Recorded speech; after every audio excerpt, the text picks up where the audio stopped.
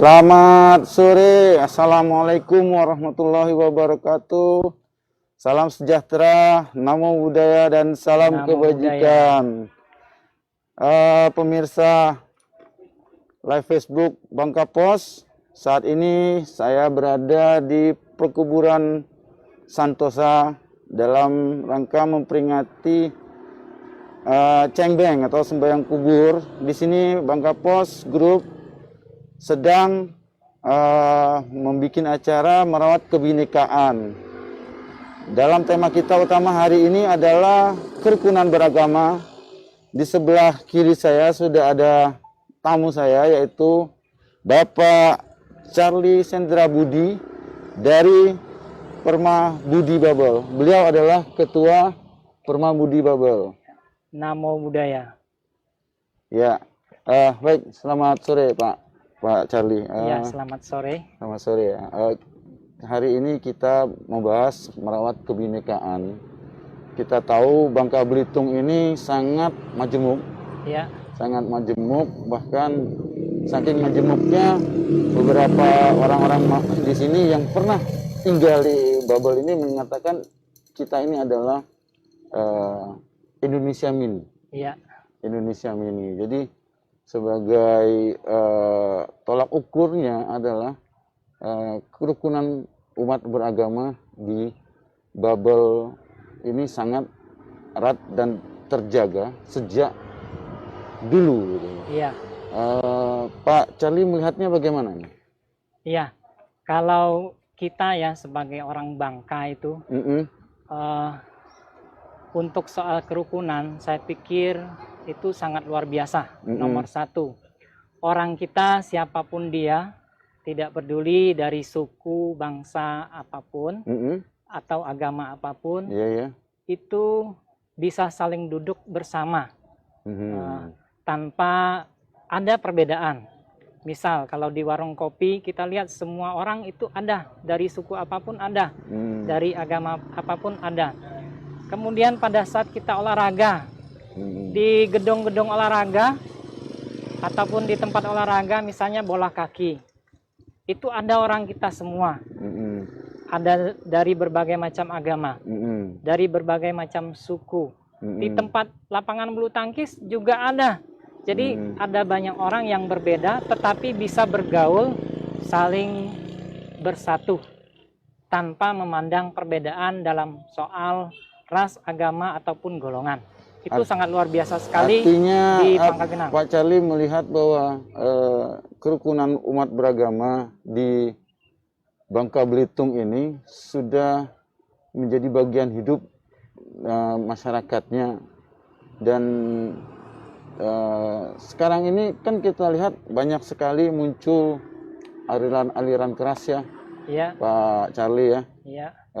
Alhamdulillah juga di negeri Bangka Belitung ini kemarin sempat ada beberapa aksi radikalisme yang kemudian ditangkap.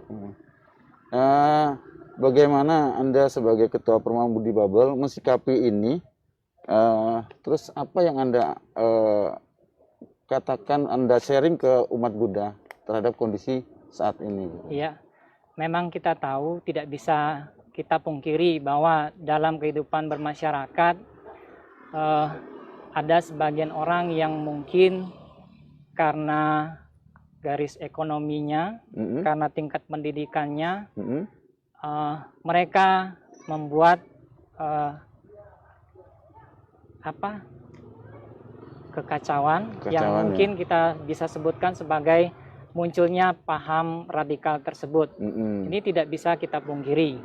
Nah, tetapi kita sebagai umat Buddha khususnya, ataupun masyarakat yang ada di Bangka Belitung, itu karena kita di Bangka Belitung itu memiliki semangat yang kita sebut semangat yang sangat luar biasa di dalam menjaga kerukunan kita atau kebinekaan kita.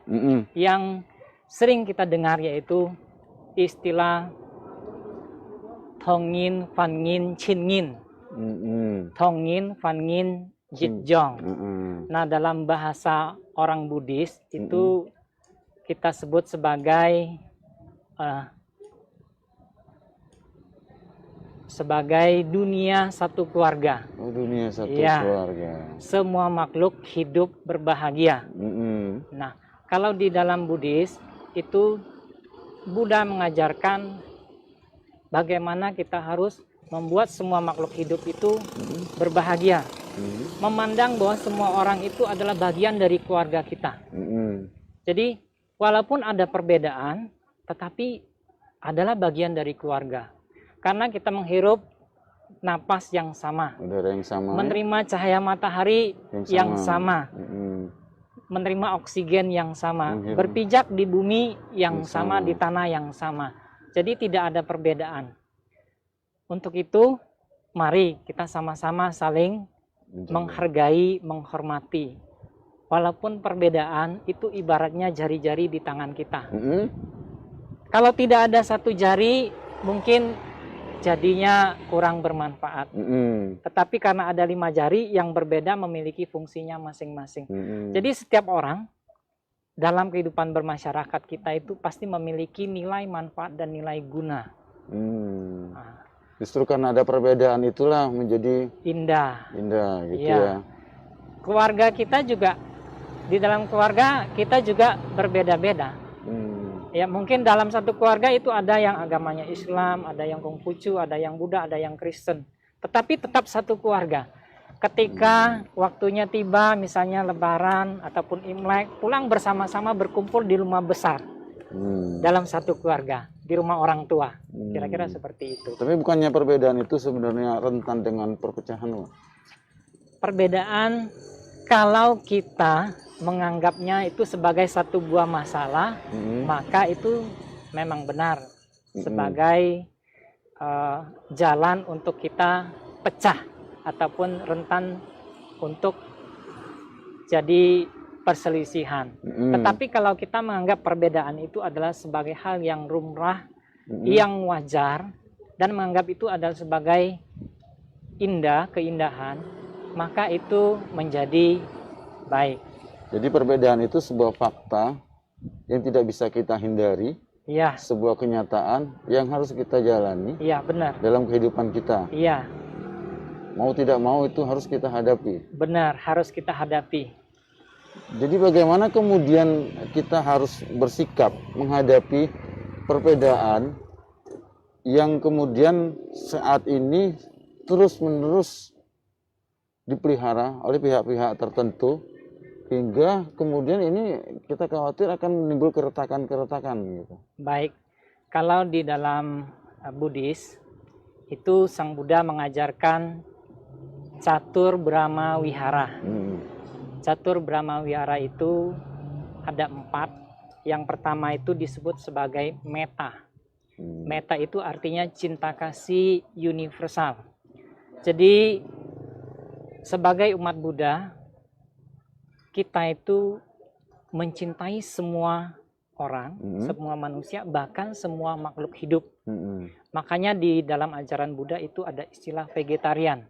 Vegetarian itu artinya tidak mengkonsumsi segala sesuatu yang bernyawa. Nah, seperti itu, artinya berpantangan makan daging.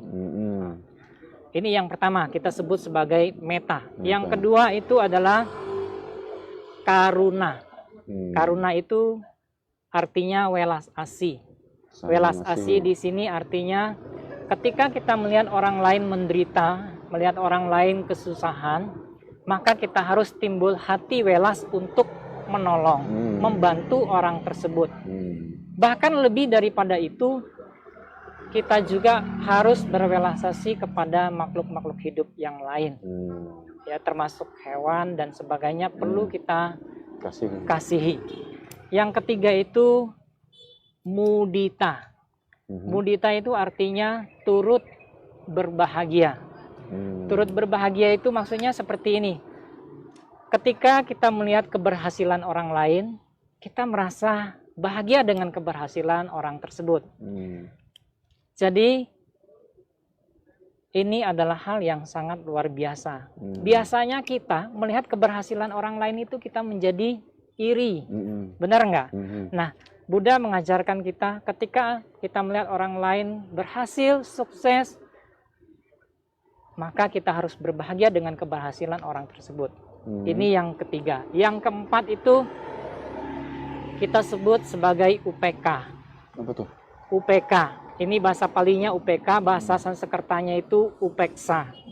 Yang artinya adalah keseimbangan batin. Keseimbangan batin.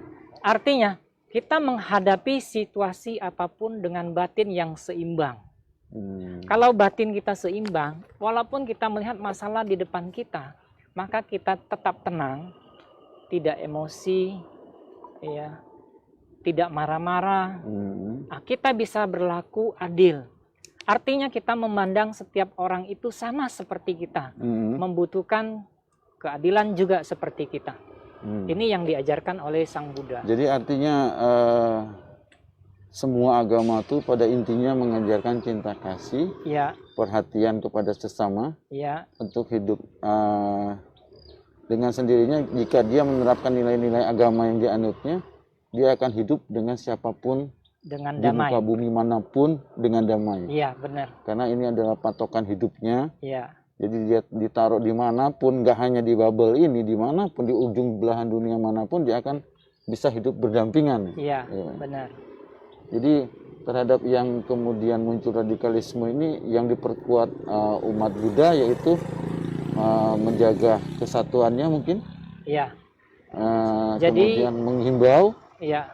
Jadi dari 4 ajaran yang disampaikan oleh Sang Buddha itu, bisa saya tarik kesimpulan bahwa kita sebagai umat Buddha itu dengan sederhana bisa melakukan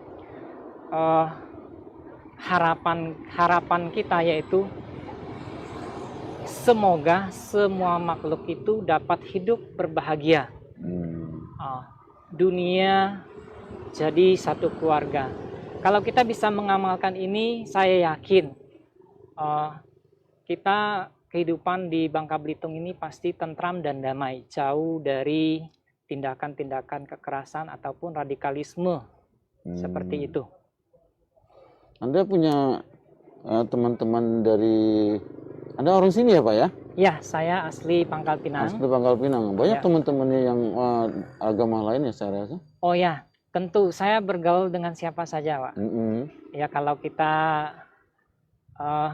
teman-teman saya itu sekolahnya di sekolah negeri, saya bisa seperti mengaji seperti itu, saya bisa malah. Membaca gitu ya? Doanya itu saya bisa. Bisa ya? Bisa, karena saya sekolah dulu itu agama Islam lama. Dari jadi, SD, SMP, SMA ya? Ya, jadi sebenarnya saya pergaulannya itu dengan berbagai orang.